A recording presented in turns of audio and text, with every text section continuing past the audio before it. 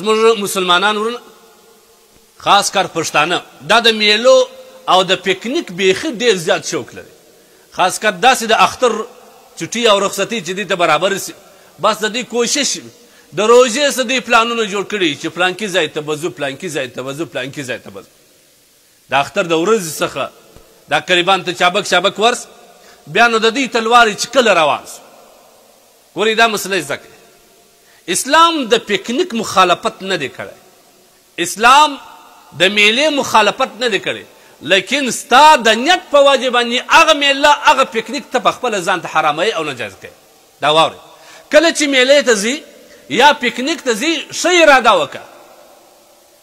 اراده دا وکړه چې خدای 11 میاشتې بیا زه مصروفه یم یا د دین په کار باندې یا د دنیا حلال رزق په کار باندې زم یو څو وخت به مې دا دماغ ورساسي او الله ستا مخلوقات او هغه کائنات چې تا پیدا کړي دي هغه ووینم او د هغه څخه عبرت واخلم بیا ستا ذکر او اذکار او ستا تسبیح بیان کم په دغه نیت چې ووته دی دغه پکنیک ستا دپاره عین عبادت دی و بیا به محرمات نه پکې کوې سروزونه غزلې ډانسونه ډولونه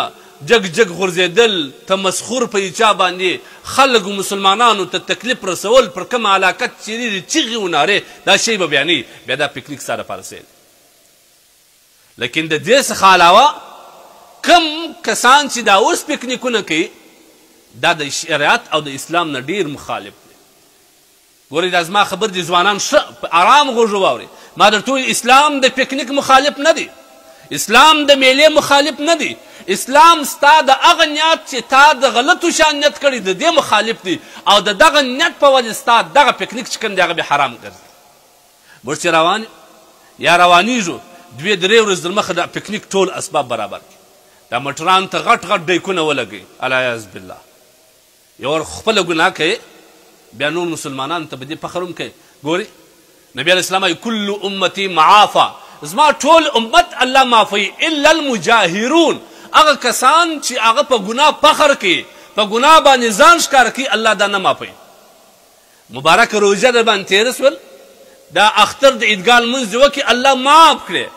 بدن او زړه دې پاک سو ظاهري هم پاکې باطني هم الله پاک کړې لیکن اوس په دغه ناوړه اعمال باندې ولې خپل زړه بېرته توری خپل زړه د زنګو لاندې ولې راولې مه کوه داسې دا ستا دپاره ډېر زیات خطره ده هغه لاسته راوړي نیکۍ او مغفرت دا بېرته د لاسه نو د اختر څخه مخکې د دې تیاري کې دې موټرانو ته غټ غټ ډیکونه ولګه بیا یو ملګري ته وایي چې یو ښه یوزبي ډکه که د څه شي د قرآن د تلاوت نه د علماو د بیانو نه بس د سروزو په کم علاقه کې چې دوی تېرېږي یا کلی وي یا بازار وي هغه ټول ورته ګوري چې دا څومره مستان دی دا څومرې په خپل ځواني باندې فخر کوي دا خلک د مرګ نه بیریږي دا اوس په دغه حالت کې تا اکسیډنټ وکړي مړ شوې په کم حالت کې مړ شوې ډېر وخت دا رقم راغلی انسانان اکسیډنټ وکړي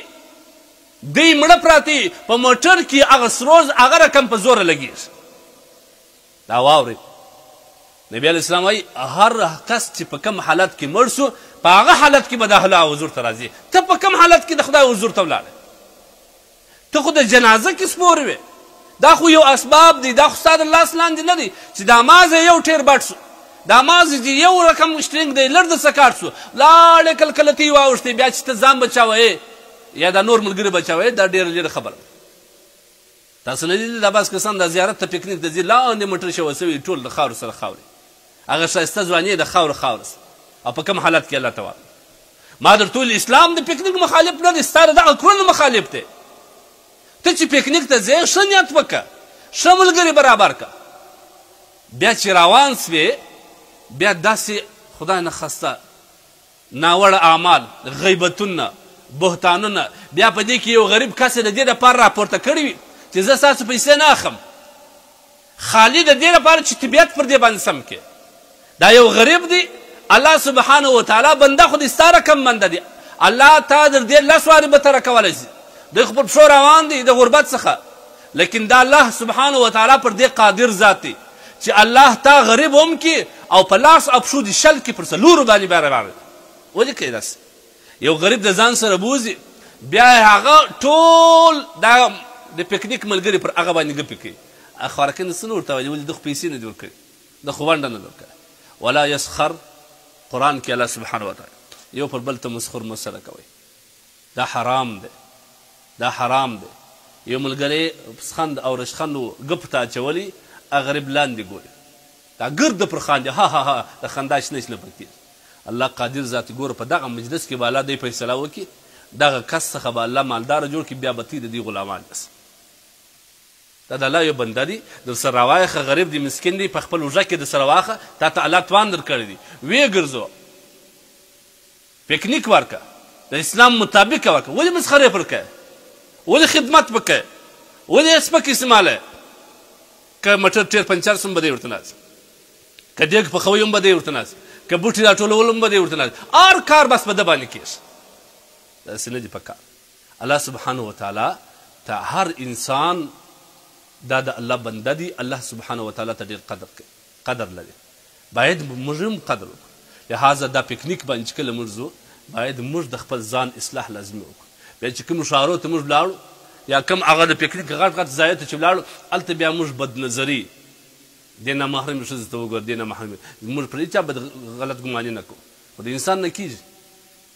کوشش دا وکړه خپل نظر کنټرول کړه دغه پکنیک به ستا دپاره بیا د دماغ د سکون او د ګناه ذریعه نه ګرځي د دماغ د سکون ذریعه به دې وګرځي په دې به الله تا ته ثواب درکړي لیکن که ته په دې پکنیک کې ناوړه اعمال کوې د دې خوا چې ولاړې د ګناه صفا وې د هغې خوا چې پکنیک سره راکلې پیسې هم درڅه تللې دي دولت هم تللی دی ستړي سوی هم او دونې لوی بوج دی د ګناه پر دا وژو باندې اخیستی دی دا دی دا رقم پکنیک اسلام اس جواز نه ورکوي دا رقم میلې اسلام اس جواز نه ورکوي چې تا چې هر حرام کول هر ناجایز دي کول بس ته آزاد یې ولې خو ته دا یوه میاشت بندي وې اوس نو آزاد شوې د انسانان ځان دا رقم معلوموي لکه دا ټوله میاشتې دا کسان په زنځیرانو تړلي دي چې دا رایلای کې بس نو راخطا سي بسم الله بسم الله به کوي چې خدای اخوا خدای دا بچا که خدای دا بچا که خدای برابر څه پېښه ده باید موږ که میلې کوو که پکنیک کوو په دې کې د خپل ځان او د اخرت ډېر خیال وساتو د ملګري خیال وساتو د اسراف باید موږ زیات نه وکړو ان المبذرین کانو اخوان الشیاطین دا د شیطانانو ورونه دي در حد زیات مصرف دا وغورځوه دا راواخه دا خوند نه کوي دا وغورځوه دا اسراف باید موږ نه وکړو د ملګرو خیال وساتو محرمات تملا ونه تړو غیبت ونه کس روزونه وانه ورو بیا دغه پکنیک ستا دپاره بهترین او فایدهمند دی کنې دا به یو حرام وي یو ناجایز وي ستا دپاره